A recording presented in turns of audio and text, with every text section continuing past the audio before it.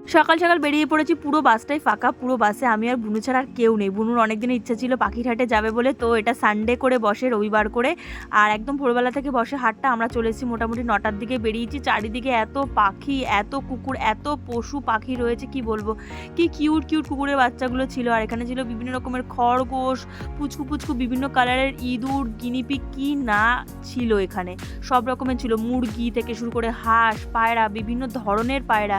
আর এখানে ছিল রঙিন রঙিন প্রচুর মাছ, এখানে মাছেদের খাবার, পাখিদের খাবার, কুকুরদের খাবার। আর আমরা মেনলি গিয়েছিলাম গাছ কেনার জন্য, কয়েকটা ইনডোর প্ল্যান্ট কিনবো। তো আমি দুটো গাছ নিয়েছি, যেটা নিল 150 টাকা, আর বুনু এই মানি প্ল্যান্টটা নিল, এটার প্রাইস নিল 30 রুপিস। তারপর এখানে বুনুর একটা ক্যাকটাস খুব পছন্দ হলো, একদম পুচকু কিউট ক্যাকটাস, দেখো 40 রুপিস মতো প্রাইস নিল। তারপর একটুখানি বুনুর টেস্টার মতো পাচ্ছিল, তো এখানে বললো লেবু জল খাবে, তো এখানে নিয়ে নিয়েছিল মশালা সোডা। মশালা সোডাটা ভালোই খেতে ছিল, প্রাইস নিল 20 রুপিস। তারপর আর কি গাছ নিয়ে আমি আর বুনু চললাম বাড়ির উদ্দেশ্যে।